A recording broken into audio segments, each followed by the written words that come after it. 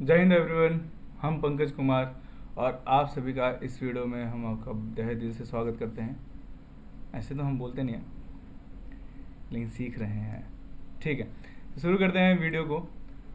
Video है आज ही बहुत ही महत्वपूर्ण वीडियो है। ये उन सारे बच्चों के लिए है जो इस भागा दौड़ी से बहुत परेशान हो चुके हैं, जो परेशान हो चुके हैं कि यार 20 लाख बच्चे नीट में भर रहे हैं, 15 लाख जेई में भर रहे हैं, और उसके बाद से फिर जीवन कहाँ ले जाएगा, थोड़ा सिक्योर नहीं है, पढ़ने में भी ज़्यादा दिलचस्पी नहीं आ रहा, और ऑलरेडी मार्क्स थोड़े गिरे पड़े हुए हैं, लेकिन हम कर सकते हैं एवरेज, इतना पोटेंशियल है। तो फिर ये वीडियो आपके लिए है।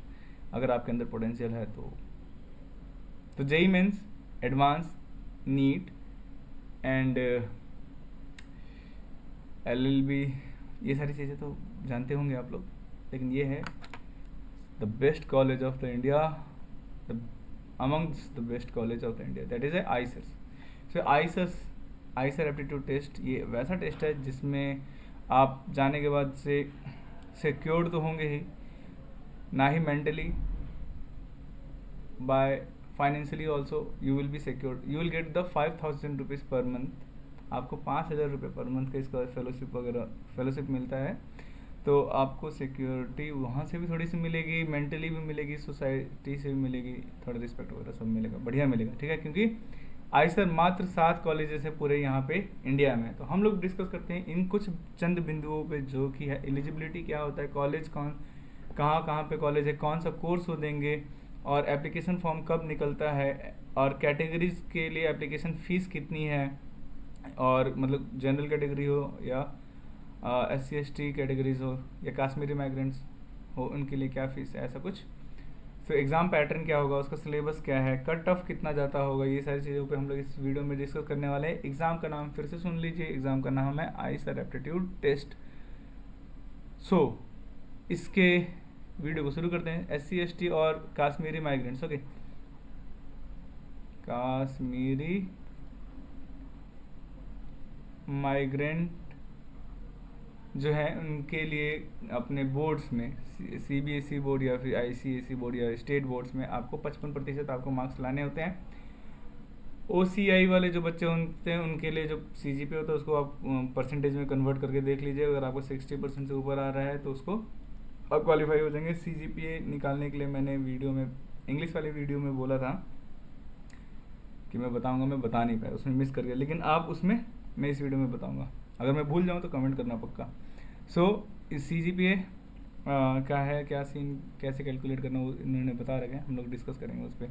सो जनरल्स के लिए, आपके लिए जनरल्स और या OBC का जो परसेंटेज होता है, जनरल या OBC जो होते हैं उनके लिए परसेंटेज 60% से ऊपर होना चाहिए, 60% होना चाहिए। ठीक है, बोर्ड में आपके फिजिक्स केमिस्ट्री बायो होनी चाहिए, या फिर फिजिक्स केमिस्ट्री मैथ होना चाहिए, या अगर आपने फिजिक्स केमिस्ट्री मैथ और बायो दोनों लिया है तो कोई चिंता की बात नहीं, आप दोनों से ही आप एग्ज़ाम भर सकते हैं। कश्मीरी और लद्दाख के माइग्रेंट्स के बच्चों के लिए क्या होता है, विंटर सेशन में जो उन्होंने दिसंबर में जो 2022 में जो उन्होंने एग्ज़ाम दिया है विंटर सेशन में, वो वाले बच्चे बोलेंगे भरेंगे, या 2023 में जो दिसंबर सेशन में उन्होंने बच्चों ने भरा है एग्ज़ाम, और पास्ड आउट लिखना कि 2023 है, और 2022 में जो दिसंबर की एग्ज़ाम माइग्रेंट्स का एग्ज़ाम में जो भरे हैं विंटर सेशन वाले बच्चे, जैसे कश्मीर और लद्दाख के विंटर सेशन वाले जो बच्चे होंगे उनका अगर उन्होंने दिसंबर 2022 में फॉर्म भरा है तो वो 2023 का पास आउट लिख के आप उसको भर देंगे। ठीक है, तो ये चीज़ आप कर लेना, क्योंकि सेशन थोड़ा ठंडियों की वजह से थोड़ा लेट होता है। तो अगर आप दिसंबर में पास आउट हुए तो आप एक साल बढ़ा के 2022 दिसंबर में पास आउट हुए तो 23 का पास आउट करके आप लिख लेना वहाँ पे। ठीक है, ऐसा कुछ डिटेल्स में उसने लिखा हुआ है, PDF की लिंक मैं आपको दे दूँगा, आप वहाँ से भी पढ़ सकते हैं। सो ये बात हम लोग कर चुके हैं, 5,000 पर मंथ ऐसा देगा। अब कौन कौन से कॉलेजेस हैं आईसर्स में, तो टोटल 7 कॉलेज है। कोलकाता है, ब्रह्मपुर है, भोपाल है, और उसके बाद से पुणे है, फिर तिरुवनंतपुरम है, और तिरुपति है, और एक जो है वो मैं भूल रहा हूँ, कमेंट कर देना, यहाँ पे भी मिल जाएगा आपको। ठीक है, सो आईसर्स भोपाल, में ही जो है बीएससी के कोर्सेज कराए जाते हैं और बीएससी के कोर्सेज कराए जाते हैं। बाकी 6 आइसर्स में आपको इंटीग्रेटेड कोर्सेज मिलेंगे, मतलब इंटीग्रेटेड एमएससी और बीएससी दोनों मिलेगा। तो ये जो आईएटी है ये एग्ज़ाम 12th स्टूडेंट या 12th pass out student they सकते हैं, और देने के लिए तो कोई और भी दे सकता है, बट 12th और 12th पास आउट स्टूडेंट्स आपको देने होते हैं, ठीक है। आप लोग इसको दे सकते हैं, आप लोगों के लिए ही है ये, मेरे लिए नहीं है। तो अब हम लोग बात करते हैं कि भोपाल में या बाकी आइसर्स में कौन कौन से कोर्सेज कराए जाते हैं, इस पे हम लोग अब चर्चा करते हैं, ठीक है।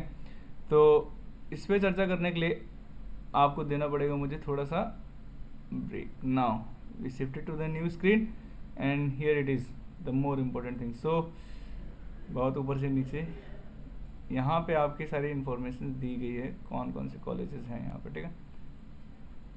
तो programme offering the biological science, chemical science, earth and climate science, earth and environmental science, economic science, engineering science में chemical engineering, data science engineering, electrical engineering and computer science ये लोग करा रहे हैं। टोटल ये सारी बातें कर रहे हैं, 7 आइसर्स के बारे में हम लोग बातें कर रहे हैं। जियोलॉजिकल साइंसेज और integrated interdisciplinary sciences, biological science, chemical science and mathematical या फिजिकल साइंस। वापस लिखने का अर्थ ये है कि यहाँ ये सारे कोर्स में biological science, chemical science, mathematical science और फिजिकल साइंसेज में आपको इंटीग्रेटेड कोर्स आपको मिल जाएगा, ठीक है, मैथमेटिकल साइंस या फिजिकल साइंस। अब यहाँ पे 2 कोर्सेज है जो इंजीनियरिंग साइंस का जो कोर्स है, ठीक है। तो इंजीनियरिंग साइंस और इकोनॉमिक साइंस जो है आपको 4 साल का ग्रेजुएट कोर्स मिल जाएगा, सिर्फ और सिर्फ आइसर भोपाल में। वो कहाँ मिलेगा? सिर्फ और सिर्फ आपको आइसर भोपाल में आपको 4 साल का इंटीग्रेटेड कोर्स मिलेगा। उसके बाद से अब हम लोग बात करते हैं एलिजिबिलिटी, हम लोग बात कर चुके हैं। सो PIO और OCI वाले बच्चे भी इस फॉर्म को भर सकते हैं, तीनों पोर्टल से भर सकते हो आप लोग। 3 क्या क्या है पोर्टल में आपको बता देता हूँ, ठीक है। तो हम लोग ने बात की थी कि यार हम आपको बताएंगे कि वो कहाँ गया, हाँ मैं तो ढूंढ रहा हूँ कुछ, हाँ ये रहा। तो परसेंटेज कैसे कैलकुलेट करना है OCI स्टूडेंट के लिए, तो आपका जो भी CGPA या CPI है उसको 100 से गुणा करना, और PS जो है PS वैल्यू आपके जो भी मतलब आपका मार्किंग सिस्टम होता है, जैसे 4 ग्रेड का होता है या 5-10 ग्रेड का होता है, तो उसका ग्रेडिंग सिस्टम होता है 3, 4, 10 ऐसे करके ग्रेडिंग सिस्टम होता है, ठीक है। तो आपका जो भी PS है उसका जो भी मैक्सिमम वैल्यू है तो उससे डिवाइड कर देना, आपका आ जाएगा परसेंटेज, ठीक है। तो जैसे अगर मैं आपको बताऊँ 7.5 या 8 CGPA आपका आया है, ठीक है। तो आपका 8 CGPA आया तो आप 8 × 100 बाय मैक्सिमम CGPA कितना था? 10 था।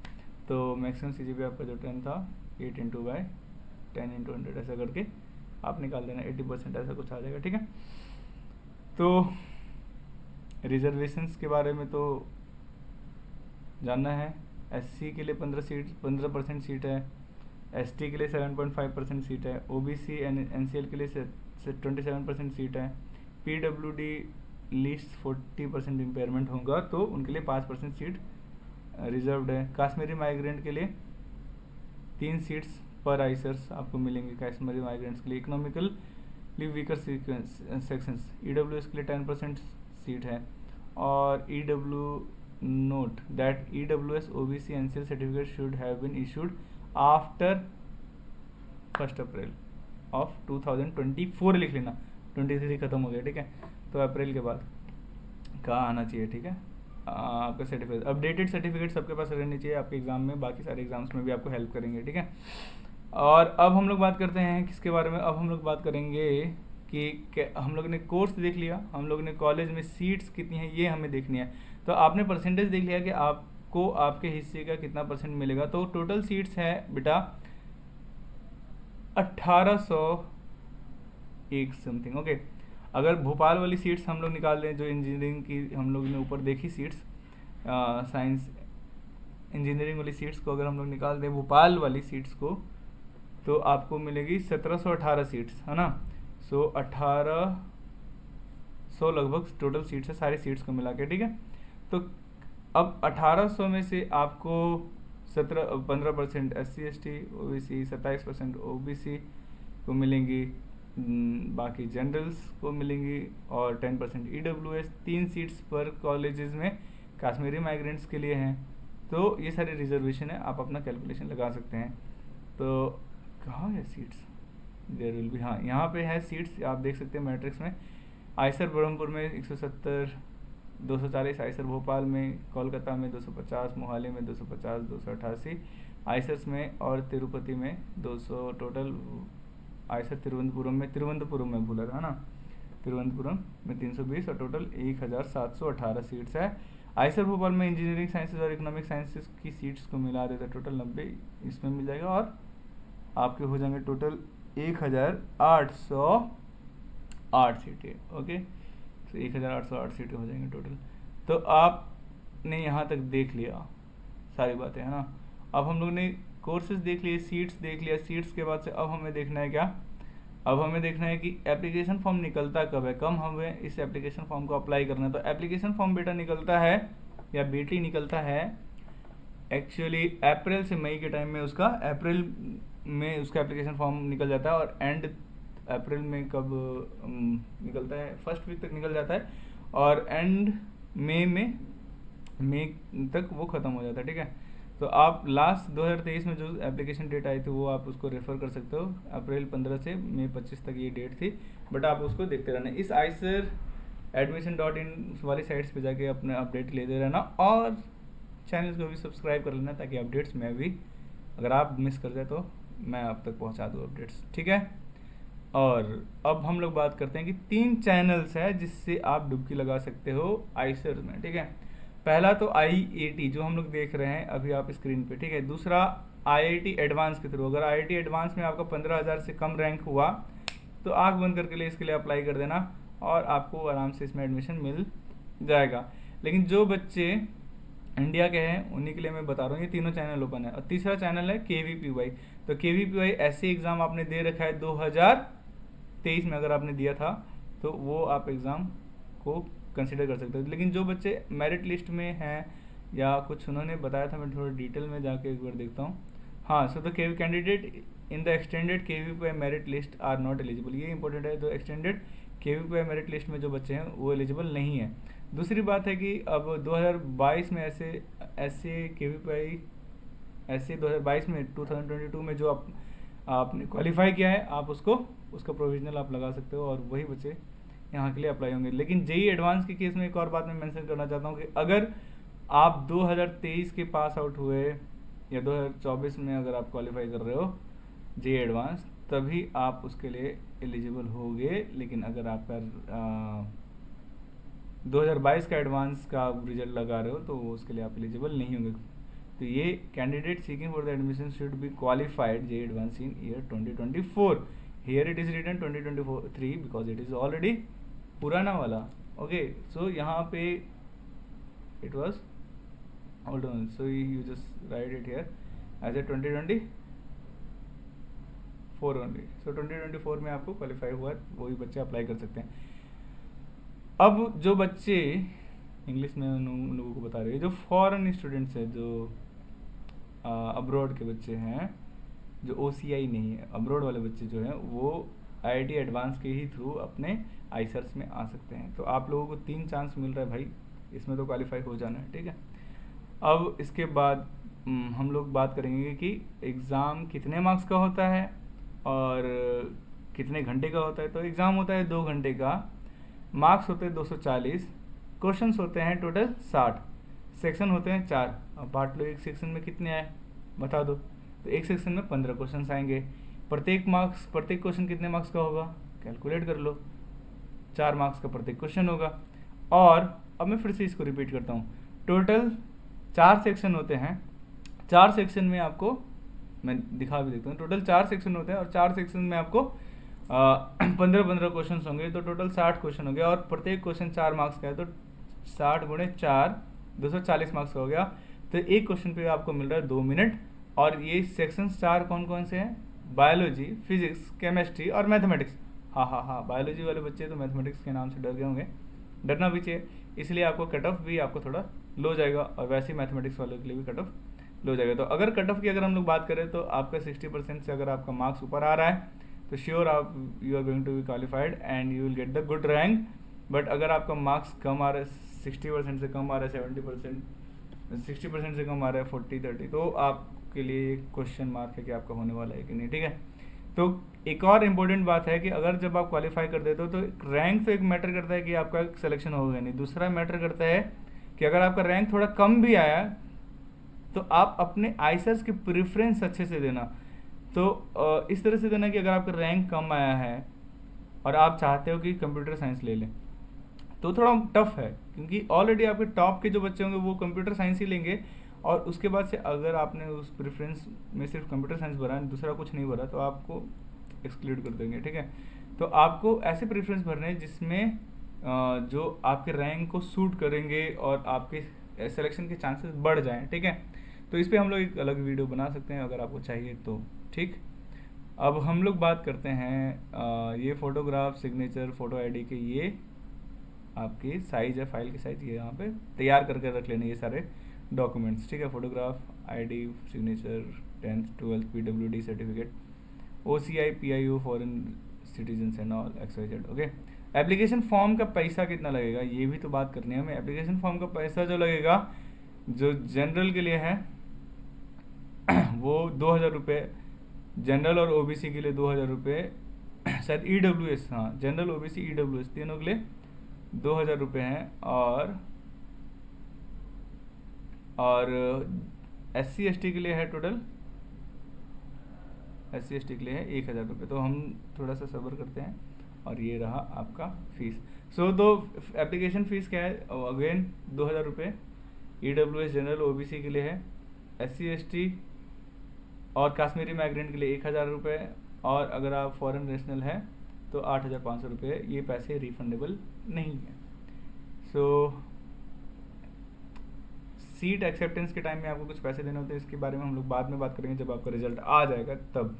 और भी बहुत सारी चीज़ें हम लोग बात कर सकते हैं कि कट ऑफ कितना ज़्यादा है, कहाँ पे अप्लाई करना है, सीट की प्रेफरेंस कैसे देनी है अगर आपका रैंक XYZ आया है तो, और कितना कब से काउंसलिंग शुरू होगी, काउंसलिंग में फ्लोटिंग क्या होता है, फिर उसके बाद से फ्रीजिंग क्या होता है, ये सारी चीज़ें आपको जाननी ज़रूरी है, वो सब हम लोग बाद में बात करेंगे, है ना। तो ये वीडियो थी total up to dated video. इसकी नई नोटिफिकेशन आएगी, नया इन्फॉर्मेशन बोल कर आएगा 2024 का, तो उसको भी हम लोग डिटेल में एक बार देखेंगे। अभी तो हम लोग ने देखा बेटा कि हमें तैयारी करनी है अगर IAT के लिए, तो अभी से तैयारी हमें कैसे करनी चाहिए, ठीक है। तो तैयारी करने के लिए तो सिलेबस भी जानना जरूरी है। तो सिलेबस क्या होता है, सिलेबस जो है इसका कंप्लीट NCERT जैसा है, जो पुरानी NCERT ने रखा है वही सिलेबस है। इसको आप एक बार अच्छे से जाके NCERT को फॉलो करना, और अगर सिलेबस के रिगार्डिंग कोई और अपडेट आता है तो चैनल को सब्सक्राइब कर लेना ताकि मैं भी बता दूं, और आप अपने साइट्स पे भी जाके खुद से भी देख सकते हैं, ठीक है। तो अब मैं सिलेबस पे और एग्ज़ाम पैटर्न तो हम लोग ने बात कर ली ना, एग्ज़ाम पैटर्न हम लोग ने बात कर ली, और अब हम लोग बात करते हैं सिलेबस। सिलेबस ये है बेटा, देखो शुरू से देखते हैं। बायोलॉजी का सेक्शन है पहला, तो बायोलॉजी क्या है, diversity in living organism, structure organization, cell structure and function, दो सारी यूनिट उसने भर दिए हैं जो आपने 11th-12th में NCERT में पढ़े हैं, ठीक है। केमिस्ट्री वाला structure atom, some basic concept of chemistry नहीं दिया, okay. Classification of element, periodicity and chemical bonding, molecular biology, molecular आ जाता है, बायोलॉजी से हूँ मैं, मॉलिकुलर स्ट्रक्चर। उसके बाद से state of matter, thermodynamics, equilibrium, redox reaction, hydrogen, XYZ पढ़ लेना, स्टॉप करके भी देख सकते हो। और अभी इसको देखने के बाद से हम लोग चलेंगे अपना अपना काम करने, और बिना सब्सक्राइब किए मत जाना यार, तुम लोग सब्सक्राइब करोगे तो और भी ज़्यादा अपडेटेड वीडियो दूंगा मैं, और नहीं करोगे तो धीरे धीरे वीडियो डालते रहूँगा। सब्सक्राइब करने से और कमेंट करने से थोड़ा चिंता होती है कि हाँ यार बंदे ने पूछा है मुझसे, अब तो मुझे जवाब देना पड़ेगा। Now it's all over and there is a something for you, it is called thanks. So thanks you, thank you, okay, THANNKY, okay, अरे वाह, तुम्हारे लिए अच्छा अच्छा बनाने के चक्कर में ना टाइम जा रहा है, लेकिन बना के जाऊँगा, ठीक है। Thank you. मतलब गलत स्पेलिंग हो गई थी ना मेरी, इसलिए मैं बोल रहा था। धन्यवाद, बने रहने के लिए बहुत बहुत धन्यवाद। THATHEN की thank you, thank you and जय हिंद। हम लोग मिलेंगे फिर से नेक्स्ट वीडियो में। जय Hind for watching, thanks for watching, जय हिंद एवरीवन, गुड डे।